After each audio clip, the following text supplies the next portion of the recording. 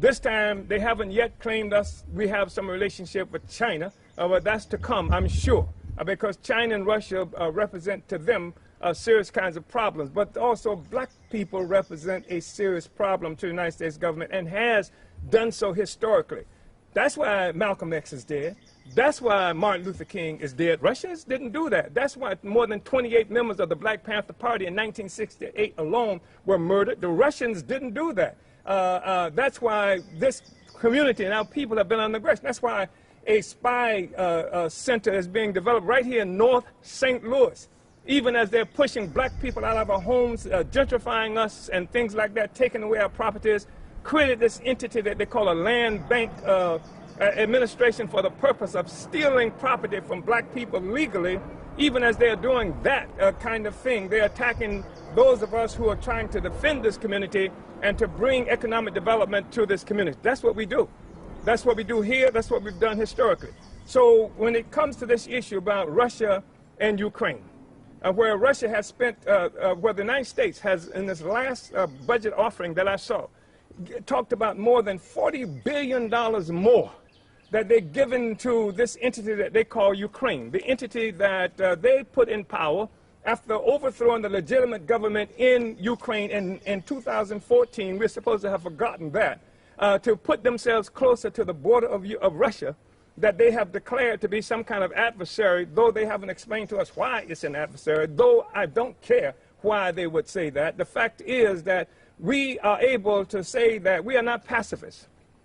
We are not pacifists at all. We believe that there's a difference in just wars and unjust wars, and we are opposed to unjust wars, and we support just wars. Unjust wars are those wars that try to colonize people, keep them under tyranny, bury them under oppression, and just wars are those wars that are fought by oppressed people to liberate themselves. We don't just support Russia in this war against Ukraine. We support Palestine. Even as the U.S. government and U.S. citizens are leaving this country every day, going to Palestine, where that is murdering Palestinian Arabs on a daily basis. So don't tell us that we can't have friends that you don't like. Because the fact is, the friends that we have were people who would be opposed to murdering people in Palestine, murdering people in North St. Louis, murdering people in Afghanistan, murdering people in Syria. We would be opposed to them. And so anybody who would stand up for the liberation of those people, we're on their side. You don't have to be a Russian or anything like that. One. Secondly, yes, I have been to Russia, but I've also been to South Africa. I've been to Ghana. I've been to various other places in Africa. I've been to Nicaragua. I've been all kinds of places where oppressed people are organizing, because black people need not to be isolated. And that's what this government would do. They would have us isolated, assuming that there is nothing that we can turn to except Joe Biden, who turned loose 100,000 policemen in the street with his omnibus crime bill that's probably killed Mike Brown. And the Russians didn't kill Mike Brown, by the way. Nobody said a Russian did that. That was an American domestic soldier that they called the police that killed Mike Brown. So you want me to hate Russians? And no, I don't hate Russians, but I hate those people who killed Mike Brown, and I hate the institutions that's responsible for that. So I wanted to say that. And to be clear about that, I'm not unabashedly I'm an unabashedly black man in Africa that's committed to the liberation of black people, the African and all the other oppressed peoples on the planet Earth. And the United States has always historically been opposed to the liberation of oppressed people, opposed to freedom in Nicaragua, opposed to freedom in Afghanistan, opposed to freedom in South Africa. Mandela, from your perspective, at one time was a terrorist. Fidel Castro, how many times has the U.S. government tried to murder Fidel Castro? This is the reality that we're talking about, and so we are unabashedly on our own side. So I just wanted to say that in terms of what happened. Let me just say, they actually sent a drone into this house. They said we were not charged with anything. That's what they said. They handcuffed me and my wife out here. They wanted me to sit on the curb while they were carrying this out, something that I refused to do. They wanted my wife to sit on the curb out here, that she refused to do. Only thing we do is fight for black people, black power. All you got to do is walk through North St. Louis and you can see the changes that we've brought here as a party for black people. And the government is opposed to that, and that's why we are under attack, and also because they see us as pawns that they can use in this propaganda war against Russia. That's why black people who make this mistake of assuming that what's happening in Afghanistan or what's happening in Russia and Ukraine have nothing to do with us. Clearly, it does have something to do with us. The United States government clearly says it has something to do with us. And what they have done also is tried to create a situation where there is the appearance that anybody, black people who oppose, who criticize what the United States government is doing to us must be the employ of Russia. Like somehow Russia killed Mike Brown, that somehow we needed the Russians to tell us that we were oppressed. That's a hell of a statement. It's a disgusting, slanderous statement that black people don't have enough sense to know who it is that's killing us, murdering us, and keeping us living in these conditions. And I've been to Russia, and I didn't see Russians living like black people live right here in North St. Louis. That's the reality. So I wanted to say that. My wife was here too. I don't know if you want to say anything about what happened. Yeah, I want to hear this. I want you to hear this from different people. And this house was not the only house attacked. They attacked our office in St. Petersburg, Florida, our headquarters there. They raided it. They stole materials from us, just like they stole from this house. They stole my phone. They stole my computer. They stole computers from other members of our organization, cell phones. They have that. They stole that from us. They said that they had a warrant for it. They may have had a warrant for it, but they didn't show it to me. As all I saw was a thief. The thieves came in and used flashbang grenades to terrorize this entire community and stole some material from us under the color of law. It's a colonial law that we're looking at. So did you want to say anything? Yeah, Uhuru, I just want to say that we were just sitting in the house at 5 a.m. in the morning talking like we normally talk. And the next thing we knew, we heard someone say, everyone at 4442 Redbud, come out with your hands up. So, you know, we're new to the city, so we're thinking some kind of flash flood, you know, because it's been flooding here. And then they said it again, and then we had heard all these flash bombs go off. And, you know, Chairman says, come on, let's get out of here. So we, Chairman went out first, and then I came out. As I was coming out, this big old drone met me coming down the stairs, you know, like it was going to attack me. And they handcuffed myself and the chairman and, you know, escorted us to the side of the road and started, you know, asking us questions, which we didn't answer. Coming down the stairs here where you are now? Or In the house. In the house. In the house. How did the drone So when that door, because when I Because- walked out of the door, the house, the door was open. Let me just say Because that. Go ahead. also they, you know, they would, you know, damage the door, you know, to get in the other apartment next to us. So, you know, if we hadn't opened the door, everything would have been, you know, slammed. The door, you can see the window was broken there. They put boarded up that door there. But the reality is this, even if they had a legitimate warrant, like they said, all they got to do is knock on the door. What is a flash bomb? What is being out here terrorizing the entire community something about a search warrant? It had nothing to do with a search warrant. It had to do with this game that they are playing to keep black people oppressed and this ideological, this propaganda war that they engaged in with Russia. And we're not going to be a part of it, and they're not going to keep us from fighting for our freedom. We got a black community conference that's scheduled for the 31st, for Sunday, 31st, right here at Legacy. And black people are going to come out, and we're going to be free. And there are not enough FBI agents on the planet Earth to stop the struggle of black people. We're going to make that happen. We got a doula event happening right now where we're training 20 black women to be doulas. Because they kill our children. They close our hospitals down. Our babies are not able to be born safely. Black women are treated badly when they're pregnant. So we are solving that problem. That's what this government is attacking because it doesn't want that to happen. It's not going to stop us. They attacked our center and houses on the south side. There's a solidarity center that we have on the south side as well. Penny Hess is the chairwoman of the African People's Solidarity Committee that works under the leadership of the Black Revolution, the Black Power movement. Uhuru, Uhuru, thank you, Chairman Omali Yeshitela and Deputy Chair Onis Zane Yeshitela, the African People's Socialist Party. I want to say, again, I am Penny Hess, Chair of the African People's Solidarity Committee, the organization of white people formed by Chairman Omali Yeshitela and the African People's Socialist Party more than 40 years ago in 1976 to be solidarity, to be black power in white face behind enemy lines, to be able to go into the white community, to tell the truth that the only reason that we have the Del Mar divide, that we have the two Americas, that we have the colonialism inside this country is because it's built on the enslavement of African people, the kidnapping of African human beings, and forcing them to labor for free for our benefit for hundreds of years on land in which genocide was committed against the indigenous people that is stolen from them, that we live on today. That's the only reason that there's two Americas, that there are the colonizer and the colonized, the wealth and the poverty. That is the reason why. And I just want to say that we stand unconditionally in solidarity with the African People's Socialist Party, with the African working class, with African people all around the world to have their stolen resources back in the form of reparations, to have political and economic power over their lives, to have Africa, which belongs to African people everywhere, as we have learned from Chairman Omali Yeshitela, to be free and to have relationships with whomever supports them. This government does not support them.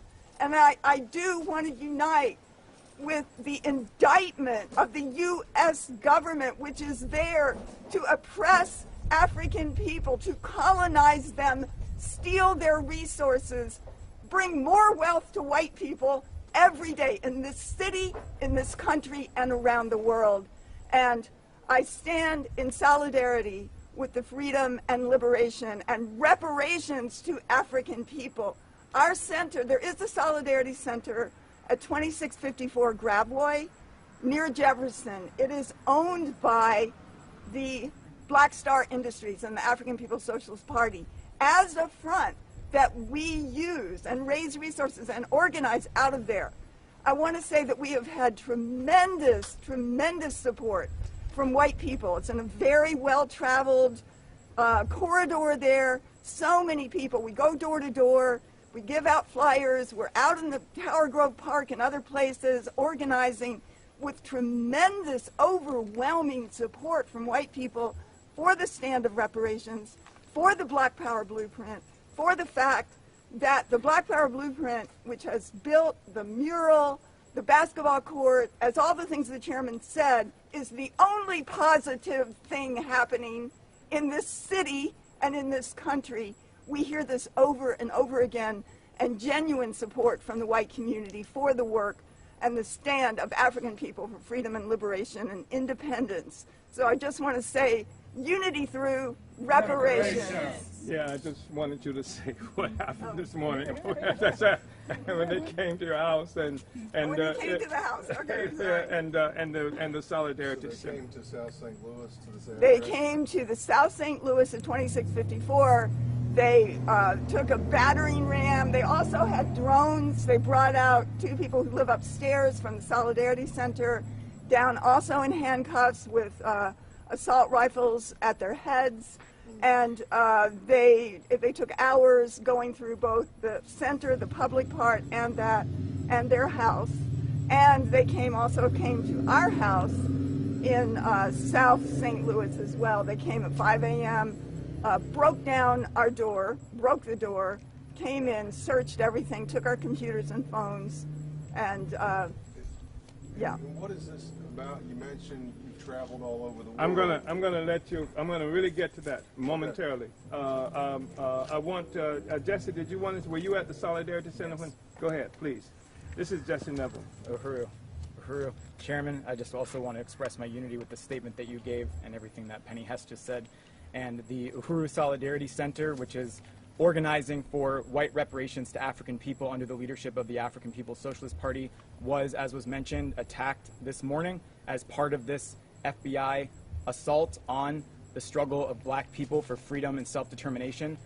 They came in at 5 a.m. at the same time that they attacked this house and the other sites mentioned, and with FBI as well as local police, county police, upwards of around 30 different officers broke through the front door of the apartment, which is upstairs at the Solidarity Center, with a battering ram, and put myself and the other person who lives there, who's also part of the organization, in handcuffs, and had at least 6 or 7 assault rifles pointed at us when they brought us out of the building.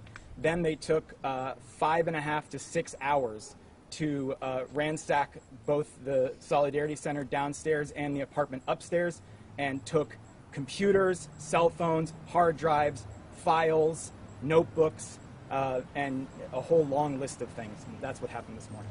So I want to say this. I want to ask Comrades Jesse and Comrade Zaki to say something. But they have accused us of taking money from Russia. Well, first of all, we have never taken a penny from the Russian government. But I'm not saying that because I'm morally opposed to taking money from the Russians or anybody else who wants to support the struggle for black people. Because you have a government that just gave, at the last count I saw, $40 billion. $40 billion for Ukrainians and other agents coming from the United States and all over the so-called Western world to kill Russians. And there's no question about that. $40 billion. But I will tell you this. If you go up and down West Florissant, you will see an extraordinary improvement has occurred. Not from Russian money, but from solidarity by people, from people who unite with the struggle for black people to have freedom. That's where that basketball court came down. The government didn't do that. The Russians didn't do that. Black people and our supporters opposed to colonialism helped to put that basketball court down there. The Russians didn't put that, didn't demolish those places that's scars on our community and put that first-rate event center there, a black community garden there. The Russians didn't do that. Black people and other solidarity people sent money, $5, $10, $50, $100, $1,000, $10,000 that came from people who believe in the freedom of black people in the United States. The United States government doesn't believe in the freedom of black people, and that's why they raided this house. I want to go ahead and introduce you to Comrade Zaki Baruti. Zaki is the President General of the Universal People's African People's Organization. People's Organization. University. Yeah. First of all, let me just say what happened today is a really continuation of the terrorism that this government has always perpetrated against black people and poor people since the founding of this country. We unite totally with all that Chairman O'Malley Yesateli has just laid out, especially as it relates to foreign policy. Let me also make mention historically in terms of the continuum of the constant terrorism of this government toward black people. Going back to the Honorable Marcus Messiah Garvey, where they concocted false charges because he had, at that point, one of the largest movements to liberate our people.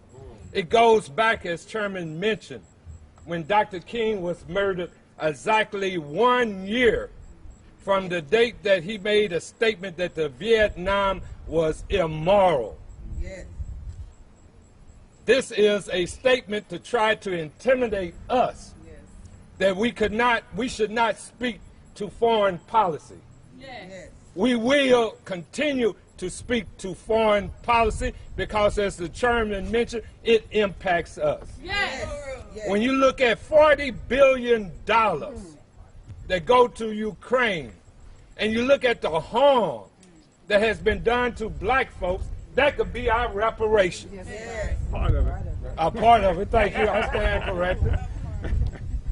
But more importantly than that, not more importantly, but in like with that, it takes me back to the murder and assassination of Fred Hampton of the Black Panther Party.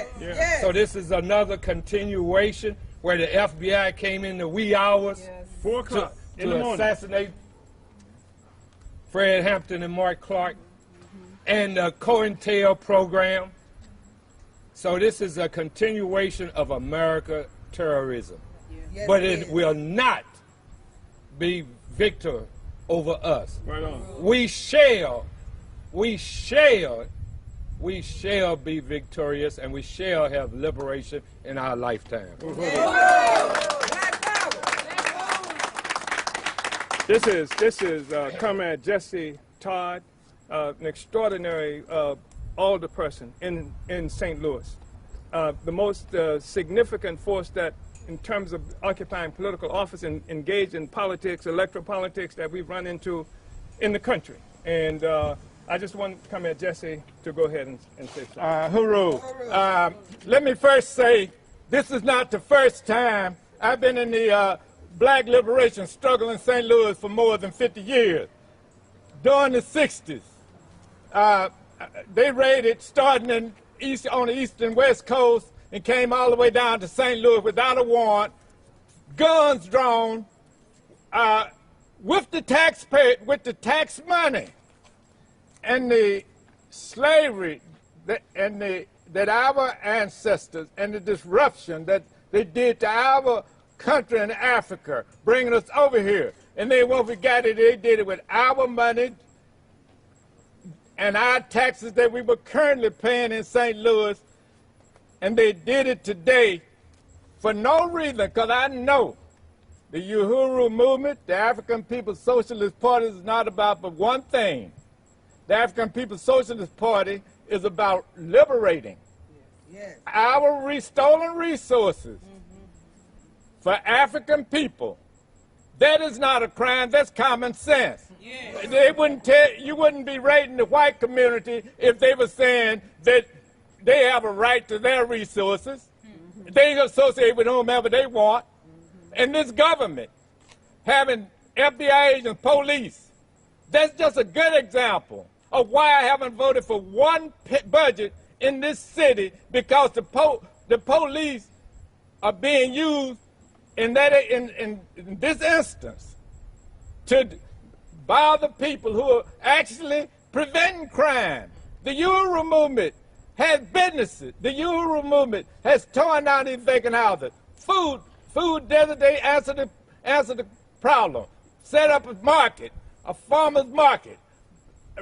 Lack of activities for our youth, basketball court. They set up a beautiful basketball court. The other thing, and also 50 other businesses creating jobs for Africans who are denied jobs only because they're African. And then while we are put in prison creating jobs in all the rural areas where you have a huge African population, and then they have the audacity to tell us, the taxpayers who are paying all the people who raided that house, this house, paying their salary, they're going to tell us who they associate with. I thought the Constitution gave us a right to associate with whomever we choose.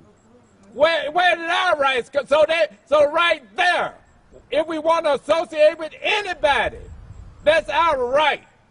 And how can the government, and we are the government, we pay the government, how can they tell us who to associate, who to be friends with, what issues to take up when they are working for us? So I'm in 100% solidarity with the Uhuru movement, the African People's Socialist Party, and I want to thank them, and I'm right with them, and that's a shame that we are persecuted, and we shouldn't even have to be fighting for rights. We were supposed to have rights when we were so-called free, and we're still fighting for the same rights that everybody else is taking for granted. Uhuru, and thank you. This is Columbai and the net, and then I'll open it up. I want Columbai and the net. I met Columbai and the net here. The Uhuru movement met Columbai and the net here when we came here after a Russian policeman killed Mike Brown. And a whole bunch of other people came here. And of course, a Russian police didn't kill Mike Brown. It was a U.S. domestic soldier that they call police that killed Mike Brown. And a lot of people in this city got mobilized because they didn't want to be killed no more. They don't want to live like this no more. And that's what we organized to prevent. And so we met Comrade Columbai here. And we met other black people here who wanted to come into political life to change things. And when we said we were moving on Redbud, you should have seen the response that came from the big shot leaders. Redbud? This is the worst place you can be. This is what they have designated this community to be. We say you can call it the worst place if you want to, but we know it didn't voluntarily become the worst place. Somebody made this, and we're going to organize the people to change this. That's why we're going where the oppression is. Not a single Russian was with us. Not a single one. Not a single one of them was with us. The only thing came close to us was Jesse Todd, who was located here in terms of the government, Uhuru.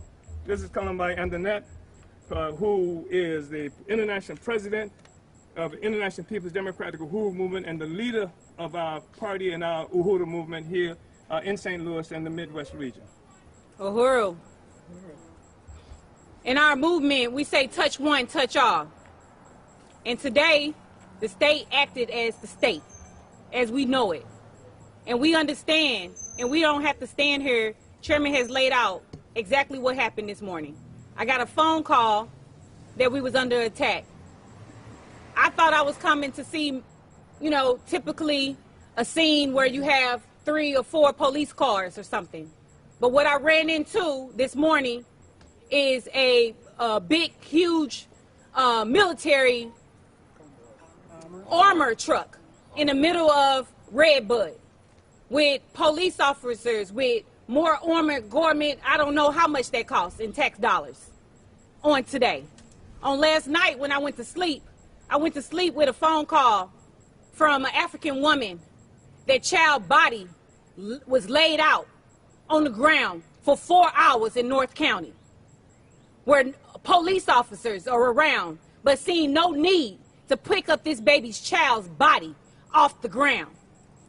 They terrorized the community as they did this morning.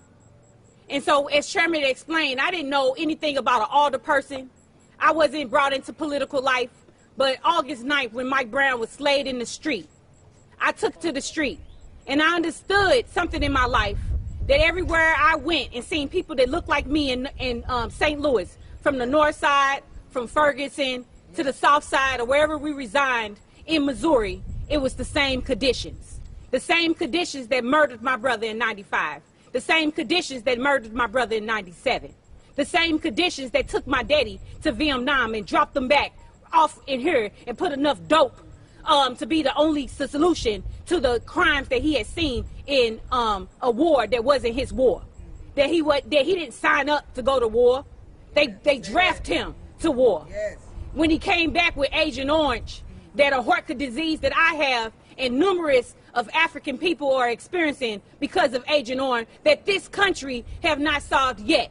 So when we say we charge America with genocide, and we are not confused, and you could not tell us how we are going to fight or liberate ourselves, we will be friends with whoever we see fit to lead our own struggle. And don't insult our intelligence by saying Russia, China, anyone will lead the African working class to liberation. The African working class will lead our own struggle. So I say to everybody that might be watching today, because what I am concerned about is the continuation of our struggle, because this is nothing, right? So I want to make sure that you be at Legacy Books and Cafe at 10 o'clock on July 31st, where Black Convention is saying what is our agenda for the north side of St. Louis. It is our time. We must stand together. It is our time that we only have one enemy at all. That's who we got. Colonialism. White power. It has been an enemy 600 years ago, and it is the enemy today. And every contradiction that you experience as a colonized person comes from that fact. It is our responsibility. It is our duty to liberate ourselves. We are our own liberators. Uhuru. So, are there questions that anyone, I know the gentleman here had expressed interest in raising something. Was just the general timeline, did they show up at 4 or 5? It was about 5. About 5, yeah. and you guys were already up? Well, we were up because I'm preparing to go to the gym and she's preparing. We have a doula program, like I said. There are 20 women now at our center because the hospitals don't treat black women and black children well, so they're learning to be doulas. And she was preparing for that, preparing for that, and we were sitting around talking. Okay, and so your home here, also the Uhuru House, or no? No, they didn't get the Uhuru House here. They got the Uhuru House in Florida. In Florida. And then they got the Solidarity Center in Gravois. Yes, St. Louis, yeah. Did you see, were there any indicators that something like this was coming? Like No. They're just surprised we're going to raid your house? Nothing, no indicators, but there's something that they obviously was well planned. They shut our phones down. We couldn't even communicate with each other. They had shut our phones down, made it and they knew who we would be calling, because those are the phones that were shut down. And then a drone coming into the house. They broke the window there. You can see the broken glass there. They put up that board there after they broke the window there. They smashed in the back door as well. And this, they say, because they want to serve a search warrant. They put me in handcuffs and put us on the side because they want to serve a search warrant? That's ridiculous. Yep. Were there any weapons in the house? I had a piece. It's still in there. They asked me if there was a... No, they didn't get it. You know, it's a legal weapon. I mean, if white people can have a gun, at least I'm going to act like I can have a gun too. You know, so... Why didn't they just knock then? Yeah. I don't know why they didn't knock. They said they didn't knock for my security. You mentioned that, remind me again why you think this happened. You go to a lot of different parts of the world. I do. You're 80 years old, correct? Yes. You go to Russia, you go south after all these different places. You think this happened today because you guys have received money from Russia? We have the Russian government. We haven't received. Let me tell you this. First of all, I'm apologizing for not having received money from Russia because I just didn't have the connections because we didn't receive any money from the Russian government. Okay. We participated in a conference that was organized by a global, what was the anti-global committee that's located in Russia, but so that people from all around the world and other people from the United States were there as well. When was that? Wow, when was that? 2000 what? 14, 15, a couple of times. Yeah, but this organization is 50. We are 50 years old. The Russians didn't create us. What makes you think this has anything to do with Russia? And that's what they said, because people have read the warrant, and they said that they think that they said this based on the assumption that Russia is interfering in elections in this country, and that Russia is interfering with the attitudes that black people and others are expressing on social media, etc. They're paid by Russians. This is the implication. As well as it's part of an extension of a recent law that I know has been passed out of the House of Representatives. I think has been signed into law, something called the Russian Maligned Act, which tried to designate everyday people who may support or be against what the United States is doing in Ukraine. And it penalizes people, not only people here, but across this country. And I think that may be an extension. But I just want no, they didn't give me. They didn't give me. They never seen the warrant. Did they hold one up? They didn't hold anything up to me except a gun. And I think that's really important to say. Some people saw a warrant, but we never saw a warrant. And we were asking for a warrant over and over again. Let me see the warrant. Okay. They had no warrant to show me. Did anybody tell you, sir, directly why they were there from the FBI or the federal? They said that we were there because there was somebody in Russia who was going to be indicted. A Russian national in Russia was going to be indicted. And that there is some assumption of Russia influence in the politics inside the United States. Your organization? Well, obviously they implied that. That was implicit in what they said. And that some people saw a warrant with specific names, like my name was on it, my wife's name was on it, I think Penny Hess's name was on it, etc. So yeah.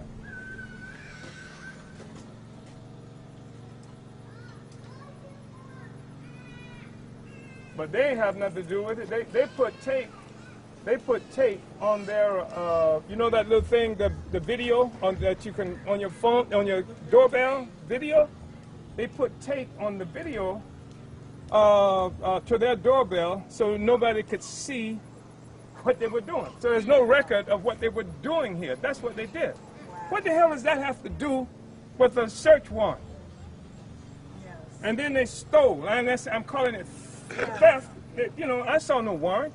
I saw no evidence that they had anything. They showed me nothing except guns and a military, an armored vehicle out here, and armed forces all around this place here.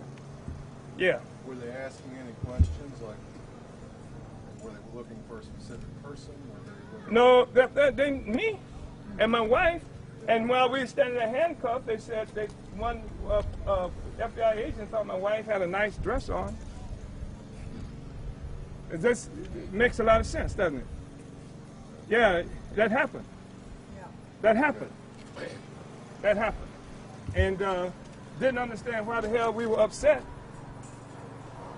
So anyway, that's what happened. And the reason I've asked you to come here, because they were telling us while we were out there that this is going to be big news. They're going to splash it in the news. They are going to do that.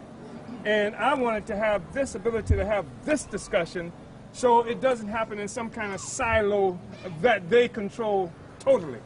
At least people can do what they want to do with this, but I'm going to say this, and then hopefully some of it will get repeated. Listen. We have a doula program that's happening now. What is the name of the hospital that this guy stole the name for the hospital? Who was the guy who stole the name for the hospital? The guy, Paul McKee, who is a land thief, who works with the land, what is it called? Reutilization authority that steals property legally from black people.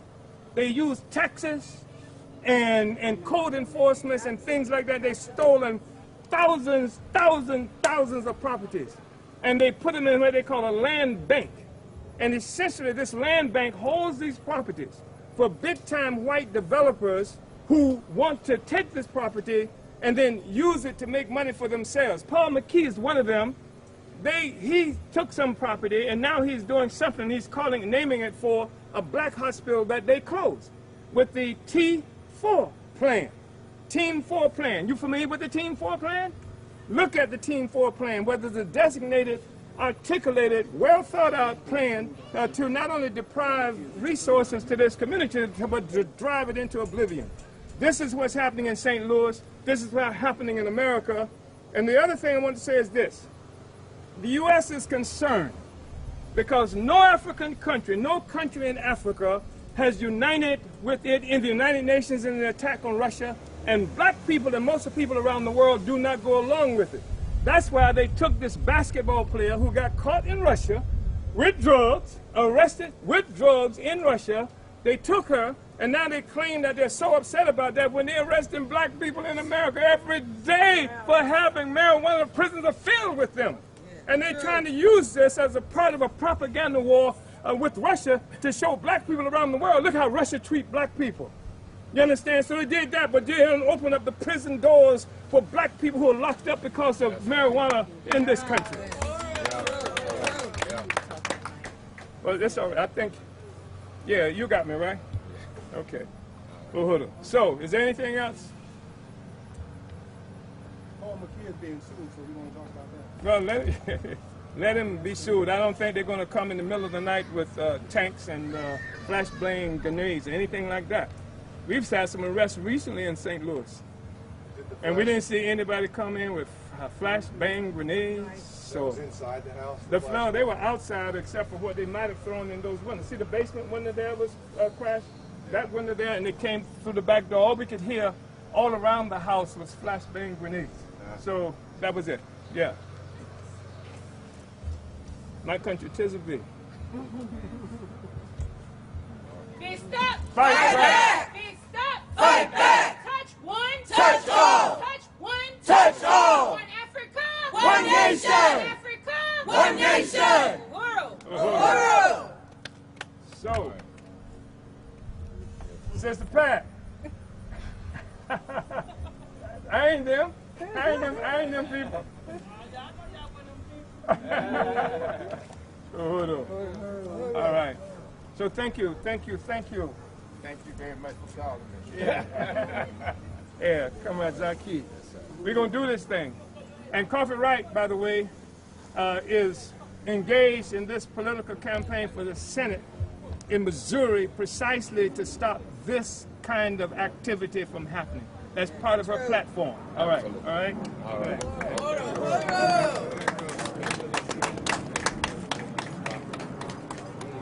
Well, I don't know what we expect out your country that just outlawed lynching this year. So, yeah. Oh, that's Morgan, yeah. Oh, yeah, I remember you. How you doing?